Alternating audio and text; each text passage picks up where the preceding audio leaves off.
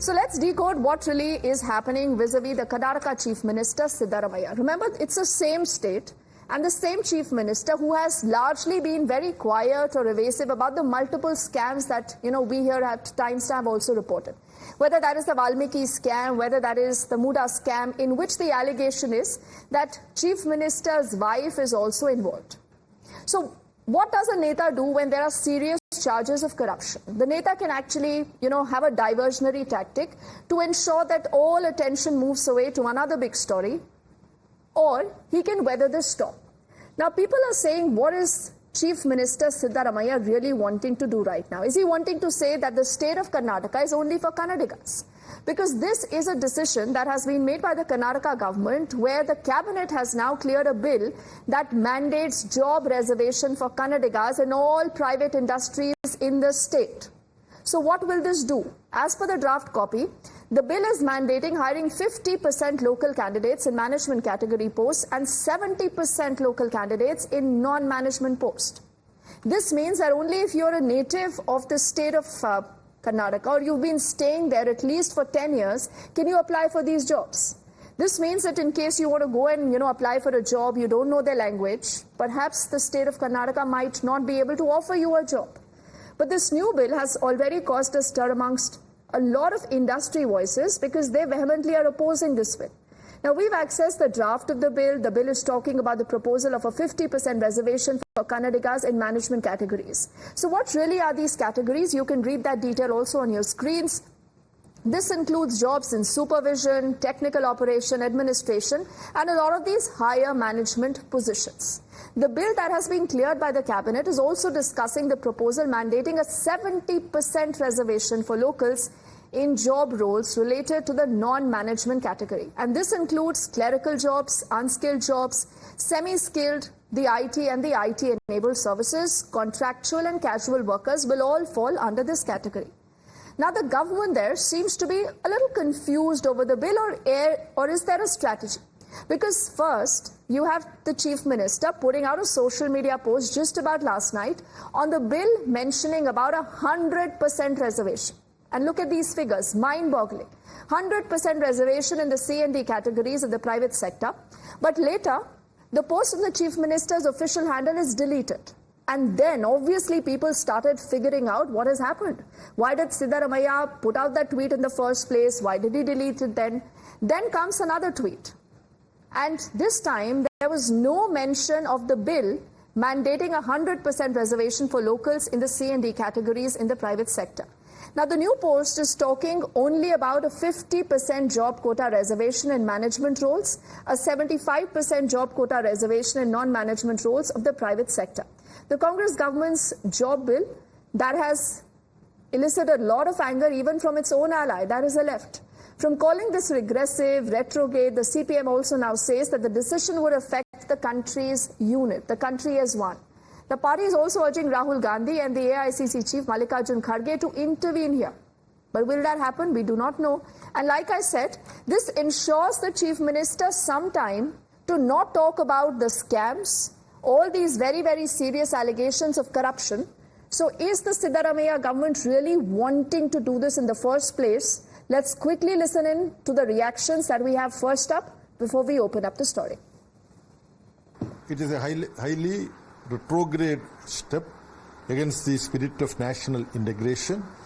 This kind of parochial feelings would lead to a situation where people belonging to different linguistic groups.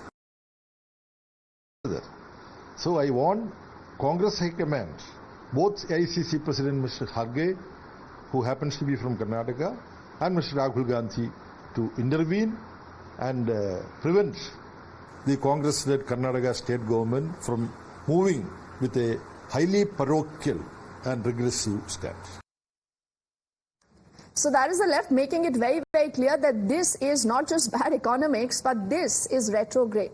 But then how has the government there defended what has been going on? Now, we also heard from the Deputy Chief Minister.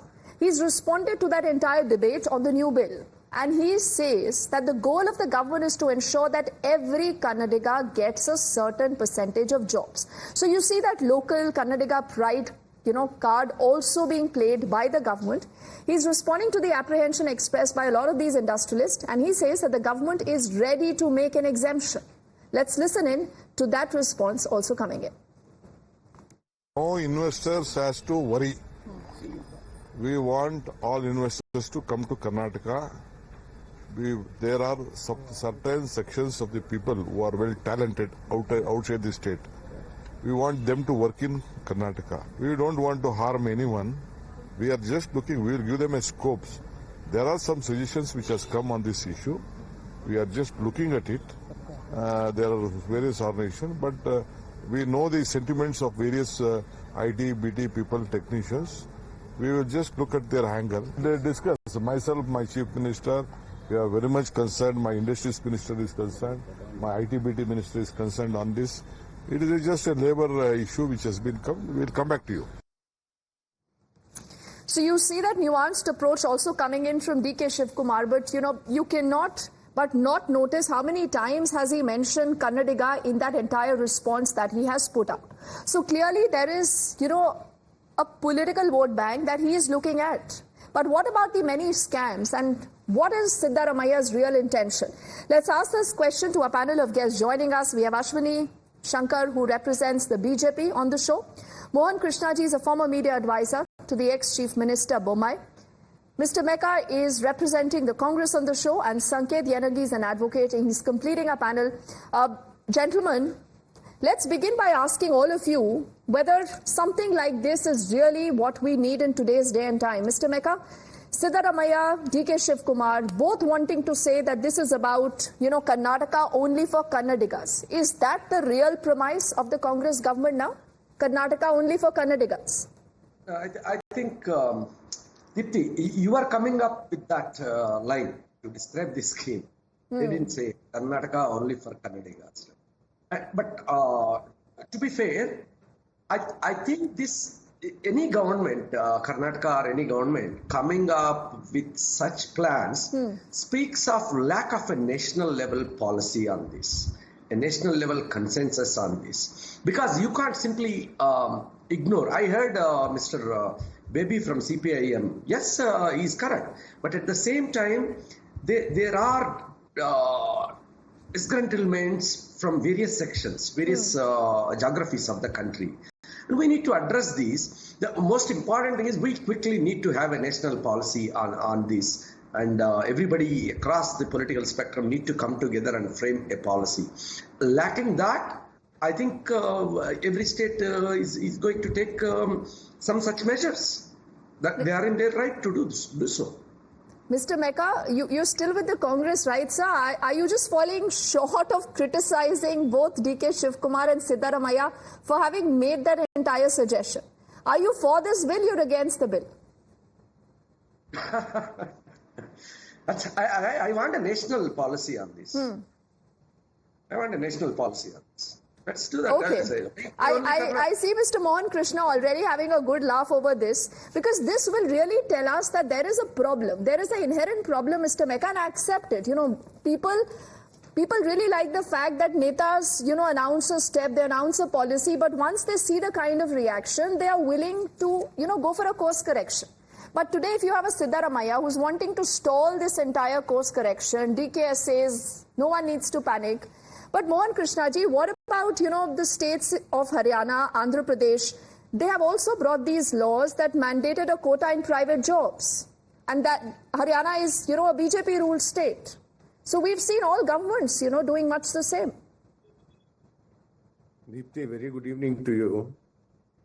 At least Congress, Meka has said today that national policy has to be done. Where were they sitting all these years, Deepti? It's a laughable thing. They have ruled the country for 55 years. What were they doing then? Leaving the situation to this state. Let me come to the point now. What you said in your opening statement, the diversionary tactics of Siddaramaiah is the fact. Okay. I'm telling you on record to your show. So you're saying he does not want to push this bill. He will never make this a reality. This is only to divert attention. Absolutely. Let me tell you, they are in the scandalous mood. And the scams are happening you have said about only 2. I can name another 4 today to you. Works Board, Tourism Department, you have BBMP, then you have another 2 coming up in next 2-3 days. Okay. Okay, so you're saying that there are only more scams. Okay, we'll take opening comments. Mohanji with, also Ashwini and Sanket, who've been very patiently listening. Ashwini ji, then let me ask you, because you represent the BJP officially on the panel, do you support this or you're against this? You are saying that Kannadiga pride is most important, or like Siddaramaiah says, that, it's okay to have a state only for Kannadigas. What's the problem? They should get jobs.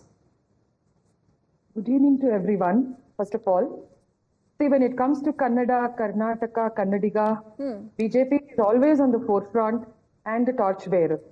Our commitment is to protect the welfare of Kannadigas. But here, today, what the Congress government is doing is totally unscientific, because they don't have a clarity on what they are doing. They are totally in a confusive mode. As sir rightly said, there are a lot of scams happening in the state. Lots and lots. So we have this Valmiki, we have this Muda scam, and upcoming we have even the agriculture department, KIADB scam.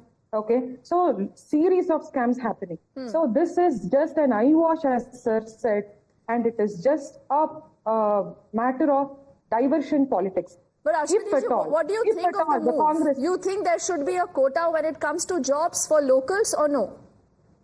See, there has to be. But if at all Congress government is so very concerned about Kannadigas and their jobs here, first let them provide the basic infrastructure. I would like to bring you a notice that, Congress government from past 8 to 11 months, 8 to 10 companies have closed down in Karnataka due to lack of infrastructure, adequate arrangements for the industries here by Congress government and inappropriate policies. And there is hike in electricity rate, as we all know here. Okay, Ashwini ji, something that I also mentioned while I was speaking to Mohan ji before Sanket comes in. If you look at what happened in Haryana, because I was just reading, about comparisons here, Mr. Mecca. In 2020 is when you have the state of Haryana passing this bill that reserved 75% jobs, paying up to rupees 30,000 a month in the private sector for local job seekers. What happened to that? It was struck down by the High Court. So exactly what I said, that no party is kosher here, Sanket, when you look at the entire nuances of this debate. But because you're also a legal luminary, Sanket, why don't you decode whether this is a move that will not be again struck down by the courts? Because it will obviously go to the courts, and Siddaramaiah is aware about it. But why is he doing this right now? Like both, Mohanji and Ashwini said, to distract attention from the multiple scams that he's been embroiled in. In my opinion, this issue or this question has to be viewed from multiple angles. One is political angle, another one is legal angle. If you look at the political angle, it goes back to the date of manifesto, where the Congress had promised a reservation in the state of Karnataka for Kannadigas, and it has implemented that. That could be one political angle. Legal angle is whether such as discrimination could be done, whether it is legally sustainable, whether it could be struck down by the court, whether it is permissible under law, whether it is constitutionally valid. That again is the test to be conducted by the High Court or the Supreme Court. If you look at the scenario of BJP-ruled states, where similar legislations were enforced and were implemented, and it was the subject matter of challenge, certain courts intervened and said, even though it's a policy matter, it is somewhat discriminatory in certain cases. And they interfered to the extent of the percentage in sometimes. So it all depends on facts and circumstances of each case.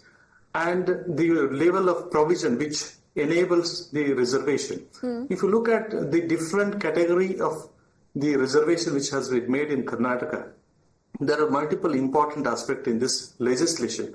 Number one, it provides for the legislation, or it provides for the reservation for the Kannadigas, but it even says that where the skilled worker is not available from, even though the first preference is given to Kannadigas, it can still opt for the skilled labor or skilled employee from any other state. But Sanket, before we get very technical into this, a lot of our viewers are watching this would want to know that why do we need such a bill in the first place? You know, whether it's Karnataka, whether it's Telangana, whether it's Andhra Pradesh.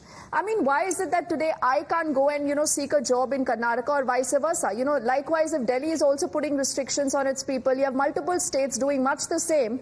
Mr. Mecca, I mean, what are we up to? What about merit? What about the fact that, you know, anyone living anywhere can be seeking a job in any state of his choice, at any company that believes that that person is skilled enough. Instead of looking at this Kannadiga pride or Marathi pride or anything else, because this is only what netas do. Mr. Mecca. Yeah, I agree with you broadly, Deepti. See, the point is it's not about Kannada pride or Maratha pride. It's about there are pressures within that society and all the development that they are seeing around them is leaving them behind. Like, we are not part of it.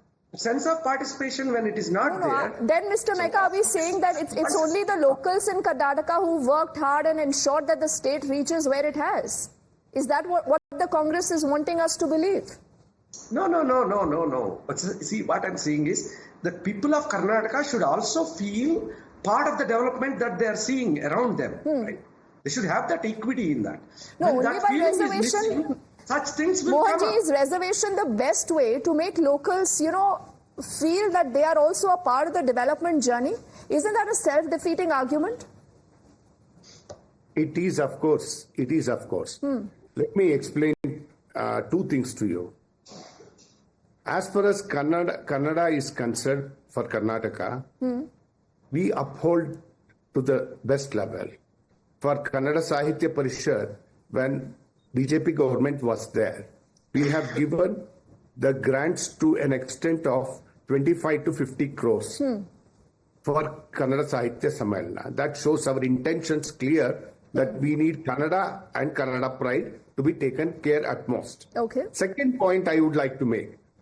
I don't agree with the reservation. I agree with, if the same thing Mr. Siddaramaiah would have said, saying that all the people who live in Karnataka for 10 years, if they have to, mandatorily they have to learn Kannada, then it would have been appreciated. Let me ask a simple question to Siddaramaiah, who has drafted and who is taking the diversionary tactics of his camps.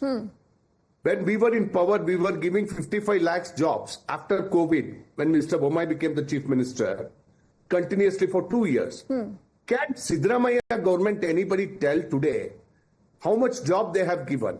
Second point, Yuvanidhi is a flop show. What they get, the fifth guarantee, what they have given to the youths. I have heard Congress people talking in other,